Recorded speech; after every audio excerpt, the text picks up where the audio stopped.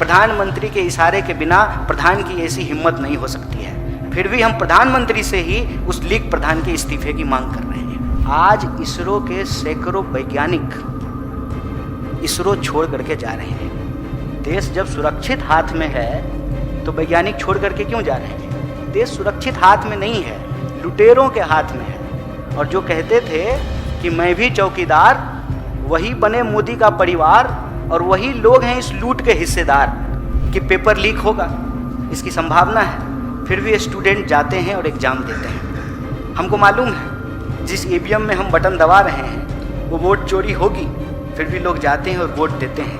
और गलती से मान लीजिए अगर विपक्ष का कोई एमपी एमएलए जीत जाए, तब उसको जो है चढ़ावा चोरी के पैसे से खरीद लिया जाएगा, तब भी लोग वोट देते हैं। आपको मालूम है कि चलते चलते सड़क टूट जाएगी, फिर भी आप उन सड़कों पर चलते हैं।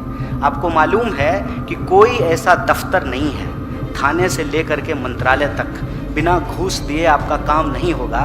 फिर भी जब कोई अपराध आपके साथ होता है तो आप थाना इस उम्मीद में जाते हैं कि न्याय मिलेगी। इसीलिए इस छात्रों की गूंज कैंपेन को हम लोग इस देश में शिक्षा क्रांति के आगाज के रूप में देख रहे हैं। यह जो बदहाल व्यवस्था है, इस बदहाली से बाहर निकलने का रास्ता ढूंढ रहे हैं और हमको रास्ता मिलता है। कन्हैया, आपने कहा कि भ्रष्टाचार और उस पर जो नीट का जो एग्जाम के बाद में धर्मेंद्र प्रधान का इस्तीफा सॉल्यूशन नहीं है, ऐसा सिस्टम बनना चाहिए जिससे कि दोबारा ना हो, और इसकी जांच की आपने मांग की। लेकिन पिछले अगर रिकॉर्ड को देखते हैं कि राम मंदिर मुद्दे की जांच वो अधिकारी कर रहे हैं जिन पर 420 की एफआईआर कोर्ट कह रहा है, मैं नहीं कह रहा, कोर्ट कह रहा है, और कोर्ट कह रहा है उसकी जांच कौन कर रहा है? दरोगा। अभी नीट की आप जांच की कमेटी बनवा दो, उसकी कमेटी की जांच भी किसी को दे देंगे। तो सवाल ये है कि हम पेरेंट्स भी हैं, पत्रकार के साथ साथ हम पेरेंट्स भी हैं, तो सवाल ये है कि इस तरह से तो बच्चों का भविष्य ऐसे ही चला जाएगा। देखिए, अव्वल तो आपके इस सवाल का बहुत शुक्रिया, लेकिन हम बार बार कहते हैं कि हमको चाहे स्थिति कितनी भी निराशाजनक क्यों ना हो, उम्मीद का आसरा नहीं छोड़ना चाहिए। हम जानते हैं कि इस सिस्टम में खामियां हैं, फिर भी इस सिस्टम में रह करके ही इस सिस्टम को बदलने की उम्मीद के साथ हम चलते हैं। आपको मालूम है कि पेपर लीक होगा इसकी संभावना है, फिर भी स्टूडेंट जाते हैं और एग्ज़ाम देते हैं। हमको मालूम है जिस ईवीएम में हम बटन दबा रहे हैं वो वोट चोरी होगी, फिर भी लोग जाते हैं और वोट देते हैं। और गलती से मान लीजिए अगर विपक्ष का कोई एमपी एमएलए जीत जाए, तब उसको जो है चढ़ावा चोरी के पैसे से खरीद लिया जाएगा, तब भी लोग वोट देते हैं। आपको मालूम है कि चलते चलते सड़क टूट जाएगी, फिर भी आप उन सड़कों पर चलते हैं। आपको मालूम है कि कोई ऐसा दफ्तर नहीं है, थाने से लेकर के मंत्रालय तक, बिना घूस दिए आपका काम नहीं होगा। फिर भी जब कोई अपराध आपके साथ होता है तो आप थाना इस उम्मीद में जाते हैं कि न्याय मिलेगी। व्यवस्था की तमाम कमियों के बावजूद इसी व्यवस्था में रहते हुए हमको इस व्यवस्था को बदलने की कोशिश करते रहना है। और चीज़ें बदलती हैं, ऐसा नहीं है कि चीज़ें नहीं बदलती हैं। इसीलिए इस छात्रों की गूंज कैंपेन को हम लोग इस देश में शिक्षा क्रांति के आगाज के रूप में देख रहे हैं। यह जो बदहाल व्यवस्था है, इस बदहाली से बाहर निकलने का रास्ता ढूंढ रहे हैं और हमको रास्ता मिलता है। जब आप जनता के बीच जाते हैं तब आपको रास्ता मिलता है। तो कोटा में नेता प्रतिपक्ष ने इस देश की बदहाल शिक्षा व्यवस्था के बारे में बात की। देहरादून में आज जो है वो पेपर लीक जैसे मुद्दों पर बात करेंगे। हम उन तमाम चीज़ों को जब एक साथ लाते हैं तो छात्रों के गूंज कैंपेन के तहत हम इस निष्कर्ष पे पहुंचते हैं कि 3 मांग को एक साथ उठाना आज की तारीख में ज़रूरी है। पहला, इसी सरकार से ये जानते हुए कि प्रधानमंत्री के इशारे के बिना प्रधान की ऐसी हिम्मत नहीं हो सकती है, फिर भी हम प्रधानमंत्री से ही उस लीग प्रधान के इस्तीफे की मांग कर रहे हैं। हम जानते हैं कि एनटीए इसी सरकार ने बनाया है, इसीलिए वो एनटीए को भंग नहीं करेगी। फिर भी हम एक वायबल ट्रांसपेरेंट एजुकेशन सिस्टम बनाने के लिए एक ट्रांसपेरेंट एग्जामिनेशन सिस्टम का मांग कर रहे हैं। और तीसरा, इस देश के लाखों करोड़ों विद्यार्थी आज बेरोजगारी से परेशान हैं। आत्महत्या एक बड़ा सवाल है। हर दिन 25 स्कूल बंद हो रहे हैं। तो हम चाहते हैं कि एक एग्जामिनेशन कैलेंडर हो, एक जॉब वैकेंसी का कैलेंडर हो, तभी जा कर के हम कोई अकाउंटेबिलिटी तय कर पाएंगे। आपकी निराशा जहां से पैदा हो रही है उसका मूल कारण ये है कि आज इस सरकार में कोई भी अकाउंटेबल नहीं है। आप देखिए, पेट्रोल में एथेनॉल का मामला है और सड़क परिवहन मंत्री बयान दे रहे हैं और पेट्रोलियम मंत्रालय की तरफ से कोई बयान नहीं आता है। विदेश का कोई मामला होता है तो गृह मंत्री बोलते हैं, गृह मंत्री से संबंधित कोई मामला होगा तो रेल मंत्री बोलेगा, रेल मंत्री से संबंधित कोई मामला होगा तो वित्त मंत्री बोलेंगे।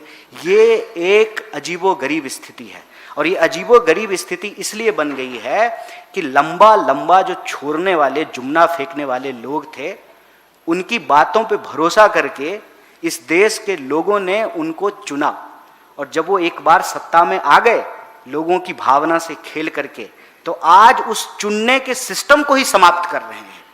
कोई ऐसी लोकतांत्रिक संस्था नहीं है जिसका दुरुपयोग नहीं हो रहा है। ED, CD, CBI, election commission, ऐसी परिस्थिति में जनता को नाउम्मीद होने की जरूरत नहीं है। हम लाखों विद्यार्थियों के बीच जब जा रहे हैं तो हमको समझ में आता है कि ये देश के भविष्य हैं और ये अपना बेहतर भविष्य तलाश रहे हैं और यह बेहतर भविष्य ये है कि हम एक अकाउंटेबल गवर्नमेंट बनाएं, क्योंकि अकाउंटेबल गवर्नमेंट से ही, सरकार बदलने से ही सिस्टम बदलने की शुरुआत होती है। इसीलिए एक छोटा छोटा कदम बढ़ा करके हम मंजिल तक बढ़ेंगे। हम आपके माध्यम से देश को यही अपील करते हैं कि आपको नाउम्मीद होने की जरूरत नहीं है। छात्रों की ये गूंज हुंकार बनेगी और इस देश की शिक्षा व्यवस्था बदलेगी। कन्हैया जी, आपने इस सिस्टम की बात किया। अब एक नोटिफिकेशन आया है गुजरात पुलिस का, ये कहना है कि एंटी रेडिकलाइजेशन एसओपी जो है वो एक्सट्रीमिज्म को रोकने के लिए और अर्ली इंटरवेंशन और काउंसलिंग पर फोकस करने के लिए गुजरात पुलिस लेके आ रही है। लेकिन क्या आपको लगता है कि इस चीज़ से रिलीजियस प्रोफाइलिंग बढ़ेगा और गुजरात में शुरू हुआ है, आने वाले वक्त में दूसरे राज्यों में भी ऐसा कुछ हो सकता है? स्पेलिंग सब ठीक है ना, देख लीजिए नोटिफिकेशन का, क्योंकि इतने समझदार मंत्री हैं, इतने समझदार पदाधिकारी हैं कि इनके बस का शुद्ध एक एप्लीकेशन भी, एक नोटिफिकेशन भी ये नहीं निकाल सकते हैं। अव्वल तो ये देख लीजिए कि ये स्पेलिंग सब ठीक है कि नहीं है। मूर्खों के हाथ में जब सत्ता होती है तो देश को बहुत सारी समस्या से गुजरना पड़ता है और सीधी सी बात यह है कि यह अराजकता हम इस देश में इसलिए देख रहे हैं क्योंकि सरकार ही अराजक है। अब आप मुझे बताइए कि सरकार तमाम चीज़ों को छोड़ करके, जितने जरूरी बुनियादी मुद्दे हैं उसको छोड़ करके इसी तरह की चीज़ों में इन्वॉल्व रहती है। आप लोगों ने वो एक न्यूज़ देखा, इसरो जो इस देश का प्राइड है, जिस नेहरू जी को गाली देते हुए बीजेपी के लोग थकते नहीं हैं, तो वो देश के तमाम गौरवशाली संस्थान उसी दौरान बनाए गए थे। आज इसरो के सैकड़ों वैज्ञानिक इसरो छोड़ करके जा रहे हैं। देश जब सुरक्षित हाथ में है तो वैज्ञानिक छोड़ करके क्यों जा रहे हैं? देश सुरक्षित हाथ में नहीं है, लुटेरों के हाथ में है। और जो कहते थे कि मैं भी चौकीदार, वही बने मोदी का परिवार और वही लोग हैं इस लूट के हिस्सेदार। इसीलिए जनता इन सवालों पर सवाल नहीं पूछे तो यह सरकार हमेशा डिफ्लेक्शन करते रहती है। अंग्रेजों से ये अंग्रेजी भले नहीं सीखे हों, लेकिन अंग्रेजों की चालाकी जरूर सीखे हैं। अंग्रेज करते थे डिवाइड एंड रूल, ये करते हैं डाइवर्ट एंड रूल। नया नया डाइवर्जनरी चीज़ें ये लाते रहते हैं। देखिए, आपको मैं कुछ चीज़ें गिनाता हूं जो सरकार लेकर के आई खूब धूमधाम से। जैसे इन्होंने कहा कि नोटबंदी करेंगे, 2000 का नोट चलाएंगे, भ्रष्टाचार बंद हो जाएगा। पता चला सबसे ज़्यादा माल इन लोगों ने ही कमा लिया उस भ्रष्टाचार से, नोटबंदी के भ्रष्टाचार से।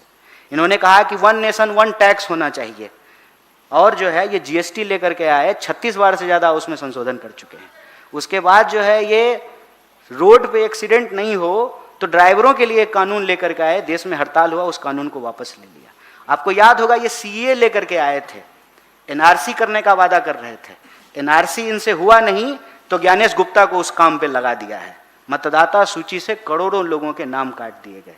150 गैर कानूनी लोगों को पकड़ने के लिए 1.5 करोड़ लोगों को परेशान किया गया, लाखों लोगों के नाम काटे गए। और आज कहा जा रहा है कि सरकारी योजना से, सरकारी स्कीम से भी उनको बाहर कर दिया जाएगा। मतलब करोड़ों लोगों की नागरिकता इस देश में छीन ली गई। जहां तहां देखिए, चुन करके आते हैं वोट से और राज करने लगते हैं बुलडोजर पर, और बुलडोजर लेकर के किसी के घर में घुस जाते हैं, मंदिर, मस्जिद। और ये मत कहिएगा कि ये सिर्फ मस्जिद तोड़ते हैं, मस्जिद तो तोड़ते हैं, उसको प्रचारित करते हैं, लेकिन चुपचाप ये मंदिर भी तोड़ते हैं। सैकड़ों मंदिर बनारस में तोड़े गए, सैकड़ों मंदिर जयपुर में तोड़े गए, और ऑन रिकॉर्ड बोल रहे हैं ये तो इनका एक ही काम है, ध्यान भटकाओ। वो जो जादूगर रेलवे स्टेशन पे हाथ की सफाई दिखाता है, ये देश की सफाई कर रहे हैं, ध्यान भटकाते हैं, ध्यान भटकाओ योजना, और इस देश को दोनों हाथ से लूटते हैं। कोई भी व्यवस्था आप उठा करके देख लीजिए, 1 रुपए में अपने दोस्तों को जमीन दे करके ये आदिवासियों की जमीन चुरा रहे हैं। करोड़ों मतदाताओं का फर्जी तरीके से नाम काट करके ये वोट चोरी कर रहे हैं। पेट्रोल में एथेनॉल मिला करके ये पेट्रोल चोरी कर रहे हैं। पोर्ट, एयरपोर्ट, तमाम जो पब्लिक सेक्टर हैं, देश की संपत्ति इन्होंने दोस्त की संपत्ति घोषित कर दी है। और ये जो पूरा मॉडल है, प्राइवेटाइजेशन और प्रॉफिट सोशलाइजेशन ऑफ लॉस है। जनता इस पे लामबंद नहीं हो जाए, गोलबंद नहीं हो जाए, इसीलिए ये सेंटिमेंटल इश्यूज लाते रहते हैं। रिलीजन का इस्तेमाल इन्होंने सिर्फ और सिर्फ सत्ता पाने के लिए किया है। धर्म से इनका कोई लेना देना नहीं है। धार्मिक प्रतीकों का इस्तेमाल, धार्मिक ध्रुवीकरण का इस्तेमाल, धार्मिक भावनाओं का इस्तेमाल ये सत्ता पाने के लिए करते हैं। धर्म से इनका कोई मतलब नहीं है। इनका एक ही धंधा है, चंदा लेना और इस देश की संपत्ति को अपने दोस्त को धंधा के रूप में हैंडओवर करना। इसीलिए सरकारी नोटिस है, आज ये आया है, कल कोई और आ जाएगा। हम तो देश से यही अपील करेंगे कि ये आपको कोई भी सब्जवाग दिखाते रहें, हकीकत यही है कि ये आपके जेब पे डाका डाल रहे हैं, आपका पेट्रोल चुरा रहे हैं, आपका दान का पैसा चुरा रहे हैं, आपकी सड़कें, आपकी ज़मीन, आपका वोट चुरा रहे हैं, आपके बच्चों का भविष्य चुरा रहे हैं ये पेपर लीक करके। हमको अपने मुद्दे पर टिके रहना है, बीजेपी के इस हेडलाइन मैनेजमेंट का हिस्सा नहीं होना है। थैंक यू कन्हैया, उदय। आप लोग लगातार छात्रों के, युवाओं के मुद्दे उठा रहे हैं। बीते दिनों हमने देखा कि देश में 1 दर्जन से ज़्यादा बच्चों ने पेपर लीक की समस्या से परेशान होकर अपनी जान भी ले ली। बहुत दुखद मामला रहा। 21 लोगों ने। और जगह जगह कांग्रेस पार्टी के नेताओं ने भी उनके परिवारों से मुलाकात की, उनको अपनी सद्भावना प्रकट की। तो इसको लेकर भी आप लोगों की कोई पर्टिकुलर मांग है? छात्रों की गूंज कैंपेन में इसको लेकर के भी कोई एजेंडा है आगे, जिन्होंने अपने बच्चे गंवाए हैं? देखिए, ये बड़ा भावनात्मक विषय है और बहुत ही संवेदनशील मामला है। हम उन पीड़ित परिवारों के साथ हैं, क्योंकि उस परिवार का कोई दोष नहीं है, उस बच्चे का कोई दोष नहीं है। यह गलती सिस्टम में बैठे हुए बेईमानों की है, नकारों की है। वो हत्यारे हैं सिस्टम में जो बैठे हुए हैं। तो इसका हम उस तरीके से राजनीतिकरण नहीं करना चाहते हैं। हो सकता है कि किसी बीजेपी समर्थक के बच्चे ने भी ये एक्सट्रीम स्टेप उठाया हो। ये समाज के तौर पे हम सब के लिए गंभीर चिंता का विषय है। 1 घंटे में जिस देश में 2 नौजवान आत्महत्या कर ले रहे हों, जिस देश में 25 स्कूल रोज बंद हो जाते हों, वो दिखाता है कि हम किस तरीका का देश बना रहे हैं। अशिक्षित भारत से विकसित भारत तो नहीं बनेगा। और ऐसे लोग जो खुद नहीं पढ़े हैं, वो दूसरे को पढ़ने नहीं देंगे, तो इससे हम विश्वगुरु भी नहीं बन पाएंगे। तो इस विषय को हम लोग गंभीरता से और संवेदनशीलता से लेते हैं। जो सजेशंस अभिभावक के आएंगे कि विद्यार्थियों को किस तरीके से मनोवैज्ञानिक सपोर्ट किया जाए, एजुकेशन सिस्टम में, स्कूल कॉलेज के अंदर उनके मनोवैज्ञानिक दबाव को कम करने के लिए कोई व्यवस्था हो, इन सारे विकल्पों पर, इन सारे सुझावों पर बात कर रहे हैं। लेकिन जब तक हमारे पास कोई कॉन्क्रीट पॉलिसी नहीं होगी, हम उनको श्रद्धांजलि दे सकते हैं, उस परिवार के साथ खड़े हो सकते हैं। परिवार अगर आर्थिक रूप से जूझ रहा है तो उनको अपने स्तर पर आर्थिक मदद देने की कोशिश करते हैं। आपने देखा होगा कि नीट के बाद जिन बच्चों ने ये दुखद कदम उठाया है, उससे नेता प्रतिपक्ष फ़ोन के माध्यम से बात किए, उनसे मिले। हम लोग जो है उनको जो आर्थिक सहायता पहुंचा सकते थे वो पहुंचाए। लेकिन इसको हम लोग मांग के तौर पे नहीं रख रहे हैं। इसको हम मांग के तौर पे रखेंगे कि आत्महत्या बंद होनी चाहिए, तो आत्महत्या रीजन नहीं है, आत्महत्या रिजल्ट है।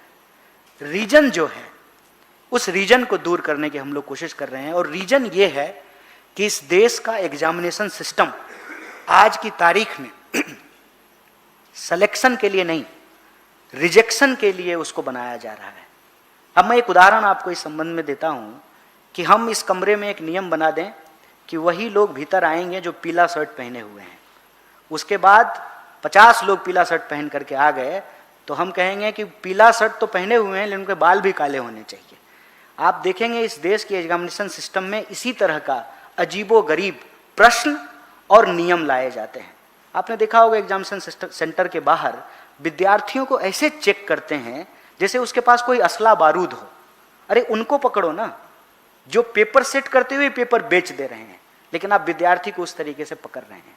तो चोरी जब चरित्र बन जाए, भ्रष्टाचार जब संस्कार बन जाए, तो ऐसे वक्त में जो हमारे मासूम हैं उनकी जान की चिंता सरकार को नहीं है, हमको है। जब तक हमारे पास कोई कॉन्क्रीट डिमांड नहीं हो, और डिमांड सरकार से नहीं, सॉल्यूशन के तौर पर एज ए ऑर्गेनाइजेशन हम इसमें क्या कर सकते हैं, जब तक अभी जो कर पा रहे हैं वो कर पा रहे हैं, लेकिन वो काफ़ी नहीं है, तब तक हम इसका राजनीतिकरण नहीं करना चाहते। कन्हैया जी, मेरा सवाल है, जवाहर यूनिवर्सिटी के 38 बिल्डिंगों को अवैध बताकर तोड़ने का आदेश दे दिया गया है। वो भी छात्रों का मुद्दा है, 3000 बच्चे वहाँ पढ़ते हैं, उन्हीं बिल्डिंगों में पढ़ते हैं। इस पर कांग्रेस पार्टी और आपकी क्या राय है? मेरी राय बिल्कुल स्पष्ट है। यह सरकार धीरे धीरे समाज को ऐसा बनाना चाहती है कि भाजपा के दफ्तर के अलावा इस देश में कुछ भी वैध नहीं रहेगा। भाजपा के नेताओं का टैटू अगर आप हाथ में बनाए होंगे तब आप इस देश के नागरिक माने जाएंगे। भाजपा की सदस्यता आपकी होगी तब आप जो है नागरिक माने जाएंगे। भाजपा का दफ्तर जो है वो वैध है, बाकी सब कुछ अवैध घोषित कर देंगे। ये क्यों?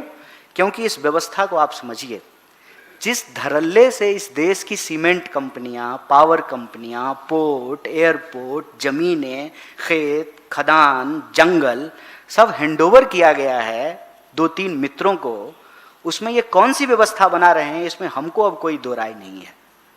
हम समझते हैं कि सारे जन आंदोलनों का आज की तारीख में ये विकल्प होना जरूरी है कि हमको ये व्यवस्था बदलनी है, और व्यवस्था बदलने की शुरुआत सरकार बदलने से है।